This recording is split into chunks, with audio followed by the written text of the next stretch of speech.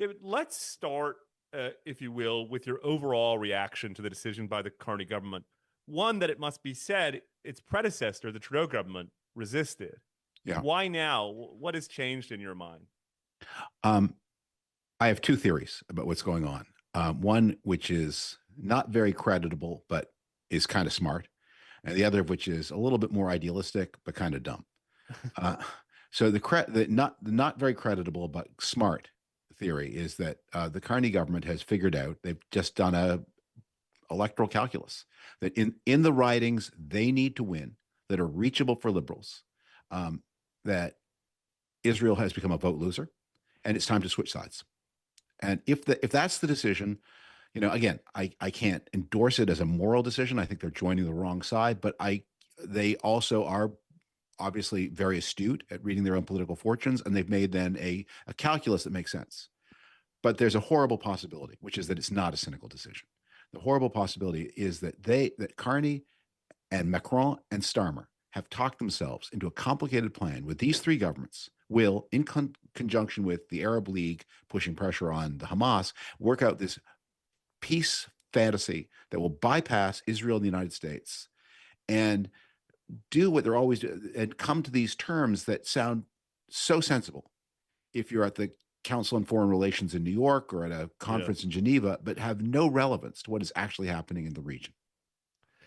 Let me put a third scenario on the table. One, incidentally, that you raised in a previous conversation, and that is the announcement is in keeping with the past practice of the federal Liberal Party, which at times leans a bit to the right on economic and fiscal issues, and then nods to its left-wing elements on foreign policy. To what extent do you think that may be what's happening here?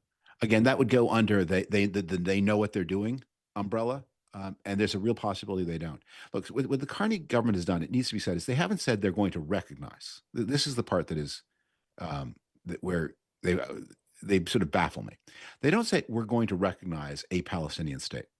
Yes. They say we will recognize a Palestinian state provided that state meets a certain number of conditions. And it's a long list: demilitarization and end of and it all reminds me. It all reminds me of a classic shtetl joke. So Yossi the carpenter has an unmarriageable son. The boy's a dreamer. He's obviously never going to make a living. No one in the village will marry their daughter to Yossi the carpenter's son. And in desperation, Yossi pays a big fee to the village matchmaker to find somebody who will take his boy off his hands. And the matchmaker thinks and works and canvasses, and it's frustrating at first, but eventually she has a brainstorm. And she comes to Yossi and says, look, your boy, he's never going to make a living. He needs a rich wife. I think I found the person for him, the daughter of Baron Rothschild in Vienna. She's immensely wealthy and can support your boy. And Yossi's a little taken aback. It's a startling idea, I mean, attractive, but seemingly impractical. And he sort of stutters and said, well, isn't Vienna very far away? It has been, but there's a new train line coming and they're cutting the distance by 3/4. And he goes through a series of other objections and finally says, okay, you have my blessing. To which the matchmaker said, fantastic, wonderful. That's half the job done. So that's the Palestinian problem. Yeah, obviously, you can list the conditions. They have been listed again and again and again at intervals since the Peel Commission in the 1930s. Yes. And they're never met because that's not what the daughter of Baron Rothschild in Vienna wants. That's not what this dispute is about. And it's tragic. It would be better if it were, but it's not. And by this point, after all these years of trying the same set of chess moves again and again, you have to realize, I think I may have misunderstood what this game is all about. Yeah, I had a similar reaction to a Twitter post from the Canadian UN ambassador, Bob Bray, who wrote the following, quote, an important step forward for Canada. Now the hard part starts, convincing Israel and Hamas to stop fighting and for Hamas to give up its arms, free the hostages, get the food in, start the task of mending and repairing, of truth, accountability, mutual recognition, and making two states work.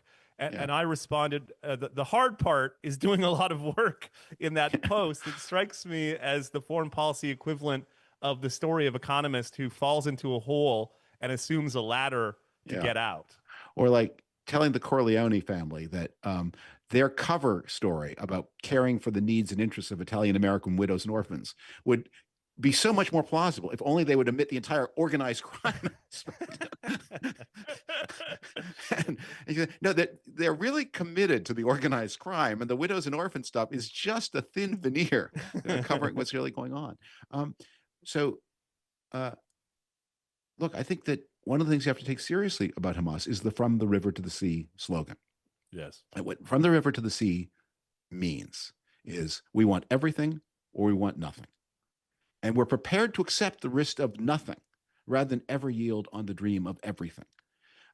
And that is the tragic predicament here. Now, the thing that makes this whole thing so bizarre and seemingly incomprehensible to outsiders is outsiders look at the disproportion of strength and the ever-increasing strength of Israel and the extraordinary tactical and strategic successes of Israel since the October 7th attacks and say, don't you realize that if you say all or nothing, it's overwhelmingly probable you're going to get nothing. So shouldn't you take something rather than hold on to this crazy dream that you're going to get everything?